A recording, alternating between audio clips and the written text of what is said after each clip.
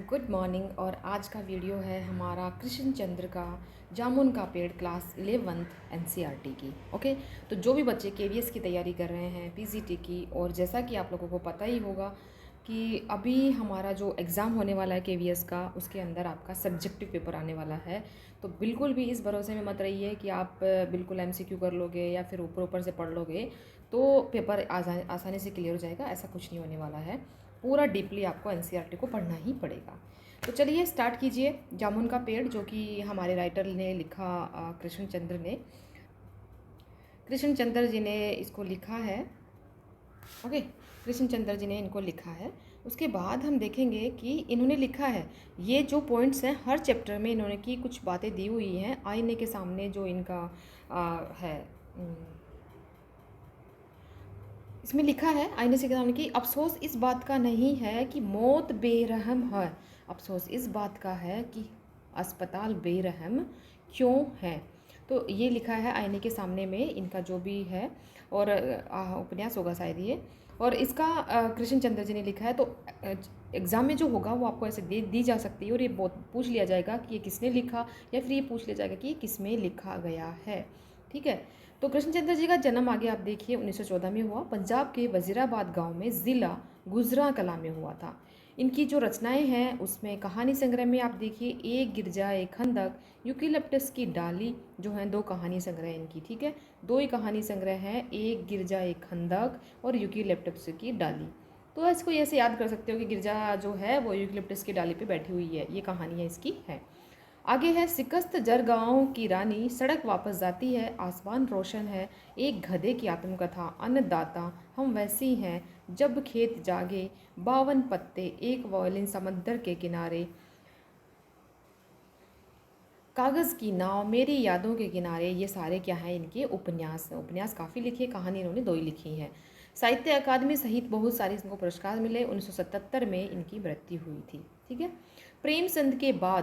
प्रेमचंद जी के बाद जिन कहानीकारों ने कहानी विधा को नई ऊंचाइयों तक पहुंचाया, उनमें उर्दू कथाकार, ठीक है, उर्दू कथाकार कृष्ण चंद्र का नाम बहुत महत्वपूर्ण है। उर्दू कथाकार, ठीक है, अगर पूछ लिया जाए कि उर्दू कथाकारों में किनका नाम आता है तो कृष्ण चंद्र का नाम आता है। प्रगतिशील लेखक संघ से उनका गहरा संबंध था। कौन से संघ से? प्रगतिशील लेखक संघ से उनका गहरा संबंध था, जिसका असर उनकी रचनाओं में स्पष्ट रूप से झलकता है। कृष्णचंद्र ऐसे गिने चुने लेखकों में आते हैं जिन्होंने बाद में चलकर लेखन को ही रोजी रोटी का सहारा बनाया। मतलब जिनकी जो भी खाना पीने का जो भी खर्चा निकलता था वो लेखन से ही इनका निकलता था। कृष्णचंद्र की जो प्राथमिक शिक्षा हुई वो पुंछ, जम्मू एवं कश्मीर में हुई। उच्च शिक्षा के लिए वे सन 1930 में लाहौर आ गए और फार्मेन क्रिश्चियन कॉलेज में प्रवेश ले लिया।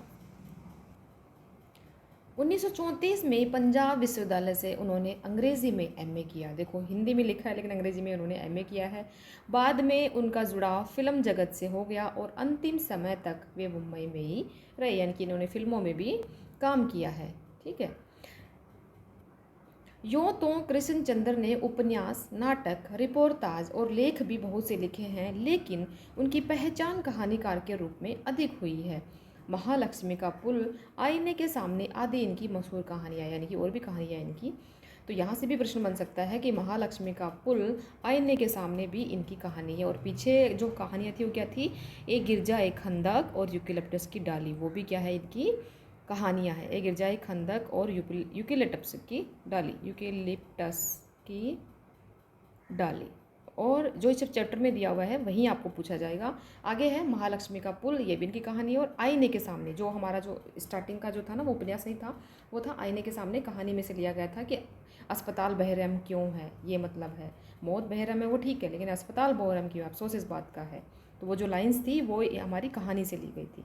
उनकी लोकप्रियता इस कारण भी है कि वे काव्यात्मक रोमानियत और शैली की विविधता के कारण अलग मुकाम बनाते हैं। कृष्णचंद्र उर्दू कथा साहित्य में अनूठी रचनाशीलता के लिए बहुत चर्चित रहे।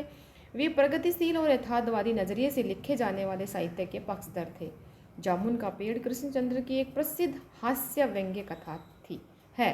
कौन सी कथा है? हास्य व्यंग्य कथा है। इन्होंने गवर्नमेंट पे कंज भी कसा है, लेकिन इनकी कहानी अगर पढ़ोगे तो काफ़ी हास्यास्पद कहानी है। हास्य व्यंग्य के लिए चीज़ों को अनुपात से ज़्यादा फैला फुला कर दिखाने की परिपाटी पुरानी है और यह कहानी भी उसका अनुपालन करती है, इसलिए यहाँ घटनाएं अतिशयोक्ति यानी कि अतिशयोक्ति अलंकार का यहाँ पे रूप हुआ है। पूर्ण और विश्वसनीय जान पड़े, अविश्वसनीय जान पड़े तो कोई हैरत की बात नहीं है।